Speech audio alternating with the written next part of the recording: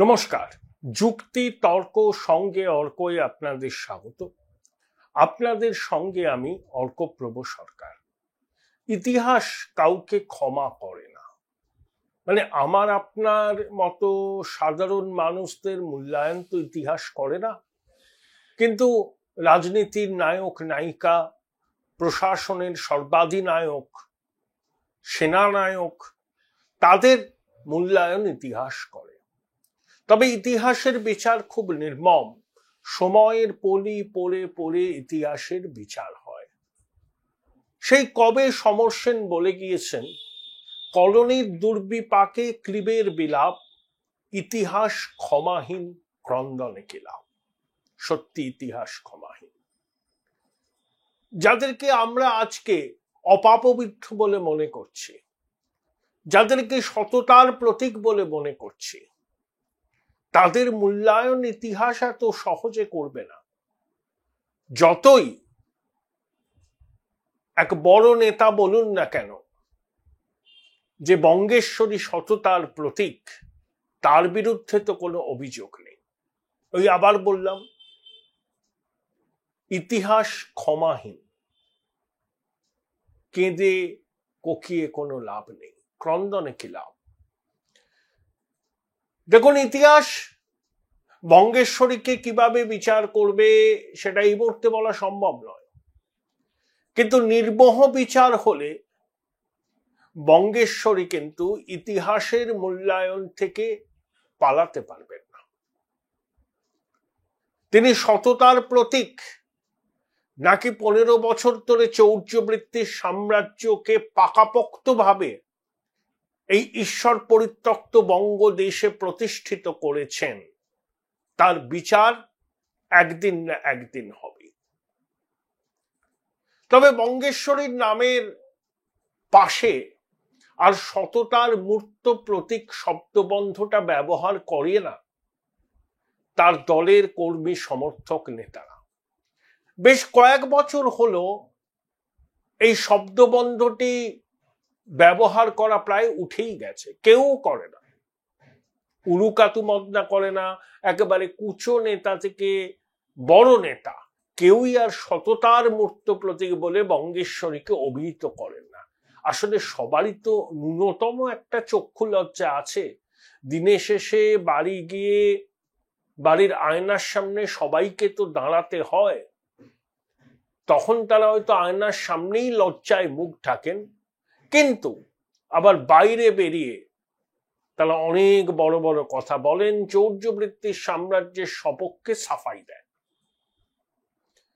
সে তো বঙ্গেশ্বরীর নিজের দলের আমচা চামচা বেলচাদের কথা ছেড়েই দিলাম, কিন্তু প্রধান বিরোধী দলের এক বড় নেতা যেভাবে বঙ্গেশ্বরীকে সার্টিফিকেট দিতে শুরু করেছেন, তখন নানা প্রশ্নের জন্ম হয়।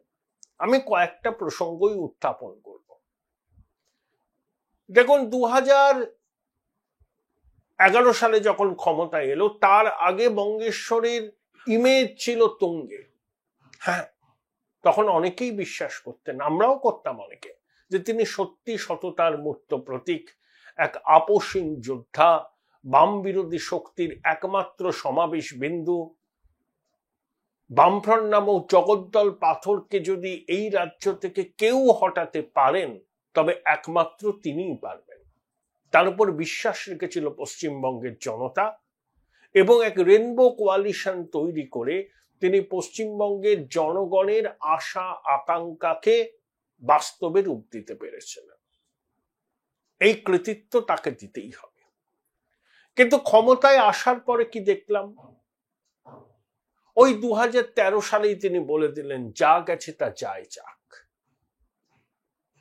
আসলে ওই চিটফান্ড কেলেঙ্কারি অঙ্গাঙ্গিভাবে জড়িয়েছিল শাসক দল, দু একজনের হাজতবাসও হয়েছিল। সেই ডেলোতে চিটফান্ড কর্তাদের সঙ্গে বৈঠকও হয়েছিল। সেই নিয়ে অবশ্য বঙ্গেশ্বরী কোনোদিন টু শব্দটি করেনি। সবজান্তা মুখোপাত্র বলেও ছিলেন অন রেকর্ড যে চিটফান্ডের সব থেকে বড় সুবিধাভোগী হলেন বঙ্গেশ্বরী। তিনি 3.5 বছর জেলে ছিলেন, যদিও আমি মনে করি তিনি ভিকটিম অফ দ্য সার্কামস্টান্সেস। আরো অনেক রাঘব বোয়াল বাইরে বুক চিতিয়ে ঘুরে বেড়াচ্ছে, কিন্তু ওই অদৃষ্টের বিধানকে খণ্ডাবে বলুন, তাই মুখপাত্রকে 3.5 বছর হাজতবাস করতে হয়েছিল। আমি আবার বলছি, তিনি কিন্তু ভিকটিম অফ দ্য সার্কামস্টান্সেস। সেই কথা ভদ্রলোক কিন্তু উইথড্র করেননি। যতদূর আমি জানি যে চিটফান্ড কেলেঙ্কারির সব থেকে বড় সুবিধাভোগী হচ্ছেন বঙ্গেশ্বরী। 1, 2, যা গেছে তো যাই যাক বলে তিনি তো বিষয়টা থেকে নজর ঘুরিয়ে দিলেন। বহু মানুষ সর্বশান্ত হলো, আত্মঘাতী হলো, মানসিক চাপ সহ্য করতে না পেরে অকালে অনেক প্রাণ ঝরে গেল। বাংলা জুড়ে চরম অরাজকতা। তারপর কেলেঙ্কারির তালিকা শুরু হলো। দেখুন, এগুলো তো আমরা জানি, 100 দিনের কাজের দুর্নীতি, আবাস যোজনার দুর্নীতি, এগুলো আমরা সব জানি। যতই সাফাই দিক না কেন শাসক দল, তাদের অনেক নেতা যে এই কেলেঙ্কারির সঙ্গে যুক্ত, সেটা দিনের আলোর মতো স্পষ্ট।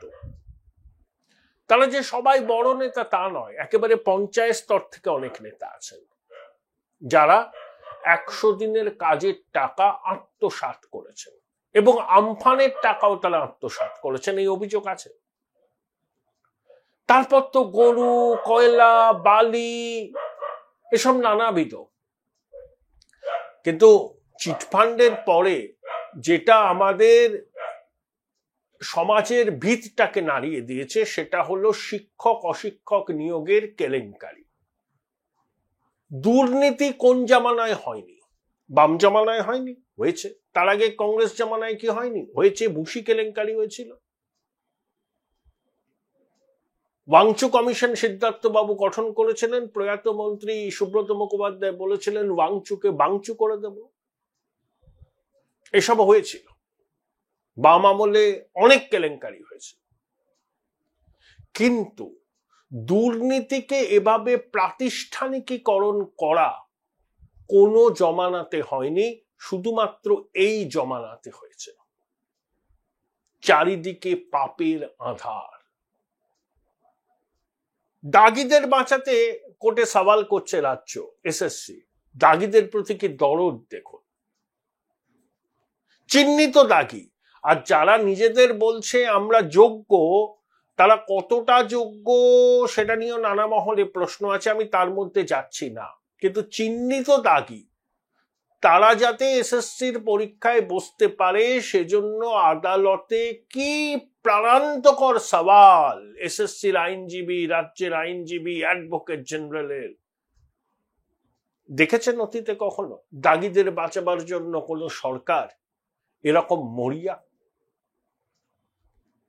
আসলে বঙ্গেশ্বরী কিছু ভালো হলে তার কৃতিত্ব নেবার জন্য একেবারে তৎক্ষণাৎ তৈরি হয়ে যান, বাজনা বাজতে থাকেন, এই হয়েছে এই হয়েছে। কিন্তু যখন রাজ্যের স্বার্থবিরোধী কিছু হয়, যখন দুর্নীতির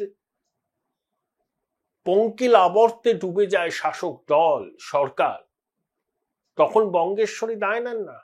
এর দোষ, ওর দোষ, আইনজীবীদের দোষ, বিরোধীদের দোষ।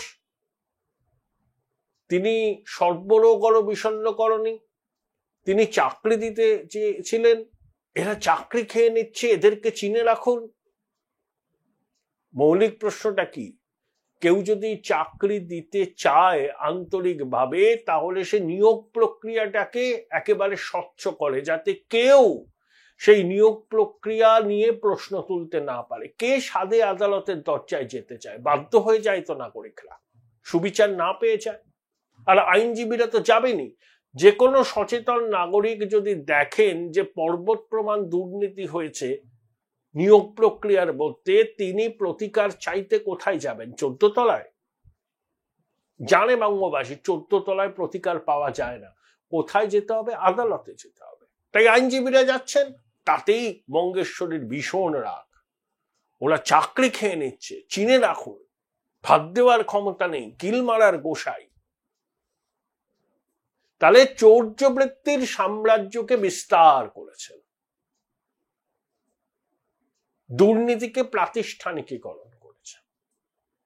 আচ্ছা, আপনি ভাবুন তো, সবাই জানেন যে এ রাজ্যে একটা গাছের পাতা হেলে না 14 তলার অঙ্গুলি হেলন ছাড়া। সেই রাজ্যের শিক্ষামন্ত্রী, প্রাথমিক শিক্ষা পর্ষদের চেয়ারম্যান, কতগুলো আমলা এই চাকরিগুলো বিক্রি করলো, কেউ কোনো খবর পেল না।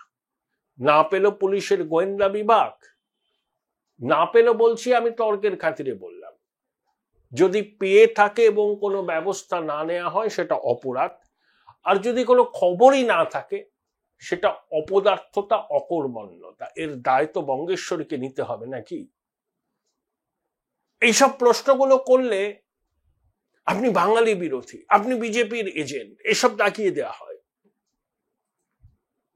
প্রশ্নটা হচ্ছে, আমার দর্শকরা বলবেন কমেন্ট বক্সে, এই রকম দুর্নীতির বহর পশ্চিমবঙ্গে আগে আপনারা কখনো দেখেছেন কি বিগত 50-60 বছরে? আমি আপনাদের উদ্দেশ্যে প্রশ্নটা ছুড়ে দিলাম।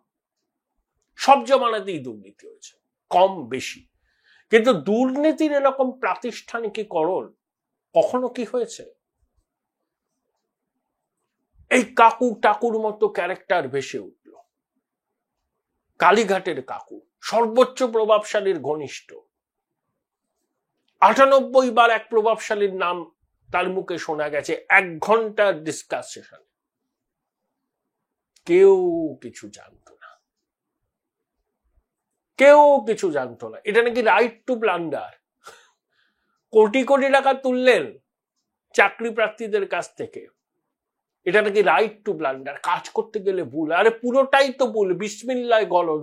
প্রথম থেকে ভুল করব বলেই তো, দুর্নীতি করব বলেই তো মানসিকতা নিয়ে এরা এসেছে। একটা জায়গাতে আসার আলো নেই। কালকে মাননীয় শিল্পান্নের উদ্বোধন করলেন, ভালো।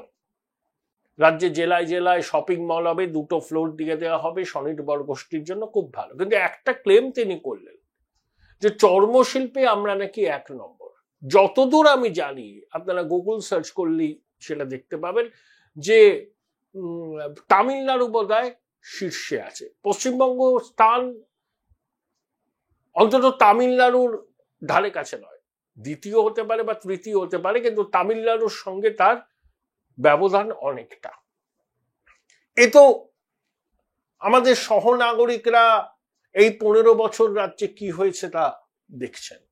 তাহলে কি এই রাজ্য সরকার কিছুই ভালো কাজ করেনি? নিশ্চয়ই করেছে। সামাজিক প্রকল্পগুলো তো ভালো, কন্যাশ্রী ভালো, লক্ষ্মীর ভান্ডার ভালো, এটা মাতৃশক্তির আত্মবিশ্বাস বাড়ায়। কিন্তু কন্যাশ্রী, লক্ষ্মীর ভান্ডার, সবুজ সাথী, রূপশ্রী, এইসব প্রকল্প চালাতে গেলে অর্থের সংস্থান খুব জরুরি, অর্থের সংস্থান। তাই ঋণ করে আর কত ঘি খাওয়া যাবে? আর এগুলো কোনো পার্মানেন্ট সলিউশন নয় মাতৃশক্তির উত্তরণের জন্য। দরকার স্থায়ী সম্পদ, বড় বিনিয়োগ, কর্মসংস্থান। সব অ্যাপয়েন্টমেন্ট, সব না হলেও ম্যাক্সিমাম অ্যাপয়েন্টমেন্ট এখন কন্ট্রাকচুয়াল। 1 লক্ষের উপর সিভিক পুলিশ, ভিলেজ পুলিশ, তারা কোনোদিন পার্মানেন্ট হবে না। বলছে যে 10% পার্মানেন্ট করব।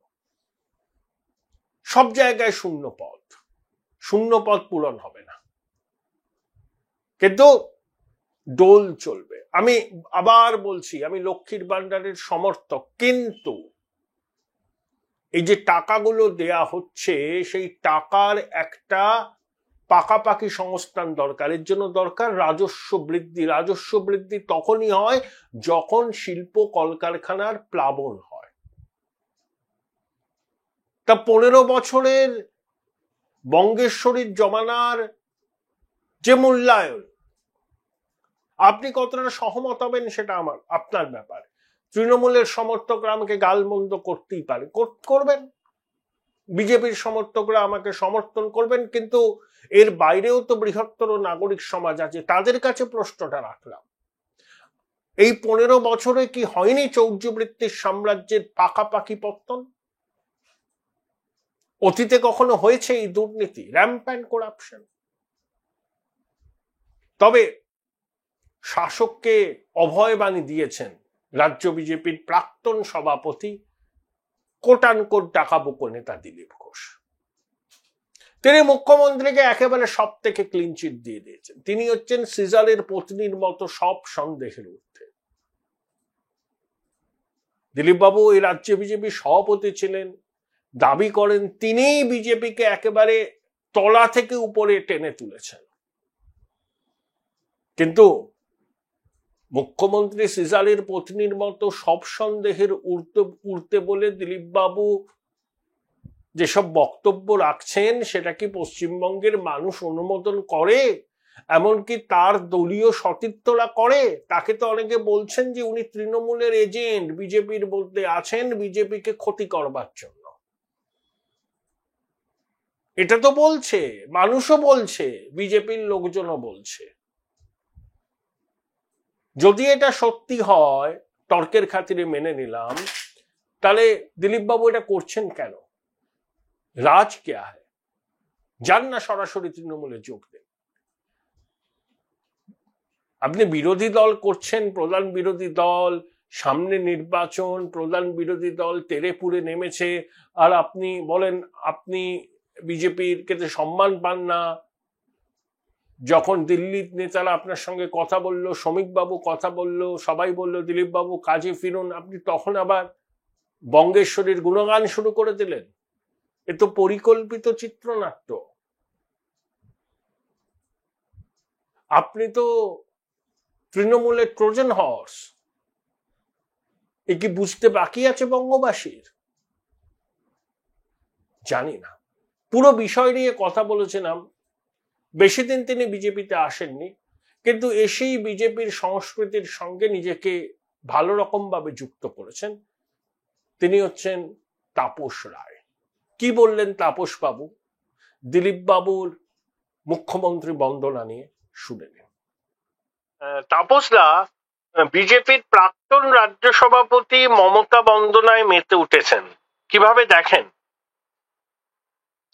এটা আমি কেন আমি বলি যে এটা রাজ্যবাসী বা বিজেপির কোন কর্মী বা বিজেপি সমর্থক এটা কেউই ভালোভাবে নেওয়ার কথা নয়। তার কারণ গত 14 বছরে তো মমতার নেতৃত্বাধীনই দল এবং সরকার বাংলায় কি কি করেছে না করেছে সেটা সর্বজনবিদিত। সেটা দিলীপও তো জানে, এবং দিলীপেরও তো লড়াই, এই যে ওর সভাপতি হিসাবে, এমপি হিসাবে, বিধানসভায় এমএলএ হিসাবে পরবর্তীকালেও, তো সেটাও তো মমতার বিরুদ্ধেই এবং তৃণমূলের বিরুদ্ধেই। আসলে কি আপনার মনে হয় শুভেন্দু অধিকারীকে বিব্রত করতে, তাকে খাটো করতে দিলীপ বাবু পরিকল্পিতভাবে এটা করে চলেছেন? তার পিছনে তৃণমূলের মদত আছে? না, তৃণমূল তো এই সমস্ত জিনিসগুলো পেরে তো তারা তো তাড়িয়ে তাড়িয়ে এটা উপভোগ করবে। হ্যাঁ, তাদের যে ধরনের রাজনীতি, রাজনৈতিক সংস্কৃতি। কিন্তু আমি বলবো এই পরিস্থিতিতে যেখানে একটা বাংলায় ভার্টিক্যালি ডিভাইডেড তৃণমূল নন তৃণমূল, সেই নন তৃণমূলই সমর্থক কর্মী মানুষদের লিডারশিপ দিচ্ছে বিজেপি। বিজেপি এখানে প্রধান বিরোধী দল, বিধানসভার ভেতরেও বিধানসভার বাইরেও। তো সুতরাং সেক্ষেত্রে এই ধরনের যে কারণেই করুক না কেন, যেটা এটা ঠিক হচ্ছে না বা উনিও ঠিক করছেন বলে আমার মনে হয় না। তাপসদা, দিলীপ বাবুর কি ভীমরতি হয়েছে? না, আমি এই সমস্ত কথা বলবো না বা বলছি না, কারণ আমি এই দলের নতুন। আমি 16 মাস উত্তীর্ণ হয়েছে মাত্র। তো এদেরকে দেখেই তো আমার বিজেপিতে আসা এবং তৃণমূলের বিরুদ্ধে এই সমস্ত অন্যায়, পাপ, ব্যভিচার, দুর্নীতি, আইন শৃঙ্খলা, দমন পীড়ন উৎপীড়ন এবং যেভাবে তারা ভোট করে বা যেভাবে তারা গণতন্ত্রের টুটি টিপে ধরছে, সেইগুলো তো নিশ্চয়ই মানুষ হিসাবে যদি বিবেক থাকে, মনুষ্যত্ব থাকে, তাহলে এগুলোকে তো মেনে নেওয়া যায় না। তাই আমি এই শুভেন্দু, দিলীপ ঘোষ, সুকান্ত মজুমদার সহ আরো যারা যারা যারা লিডারশিপে রয়েছেন, তাদের দেখেই তো এই বিজেপি দলেতে আসা। আর নিশ্চয়ই মাথার ওপরে রয়েছেন মোদিজি, মাথার ওপরে রয়েছেন অমিত শাহজি, মাথার ওপরে রয়েছেন জেপি নাড্ডাজি। তো সুতরাং তাতে এগুলো এই যে এই তৃণমূল বিরোধী বা মমতা বিরোধী এই যে লড়াই বা সংগ্রাম খাটো হয়, হেয় হয়, বা সমর্থক কুলের মধ্যে কোনো বিভ্রান্তির সৃষ্টি করে, এমন কোনো কাজই কারুর করা উচিত নয়। আমার শেষ প্রশ্ন তাপসদা, দিলীপ বাবু বাচ্চা ছেলে নন, তিনি বোকাও নন। তিনি যে কথাগুলো বলছেন উনি জানেন বিলক্ষণ যে বিজেপির কর্মী সমর্থকরা এগুলোকে ভালোভাবে নেবে না। কিছু অন্ধ দিলীপ অনুগামী থাকতে পারে, তাদের কথা আলাদা, কিন্তু উনি এটা করছেন, অনেকে বলছেন পরিকল্পিতভাবে করছেন। উনি এটার জন্য রাজ্য নেতৃত্ব রয়েছে এবং আমাদের কেন্দ্রীয় নেতৃত্ব রয়েছে, নিশ্চিতভাবে তারা এগুলো অবজার্ভ করছেন এবং যেটা করার তারা নিশ্চয়ই করবেন বা বলবেন। থ্যাংক ইউ তাপসদা, thank you. Join Indian Institute of Hotel Management now. Right choice, right decision.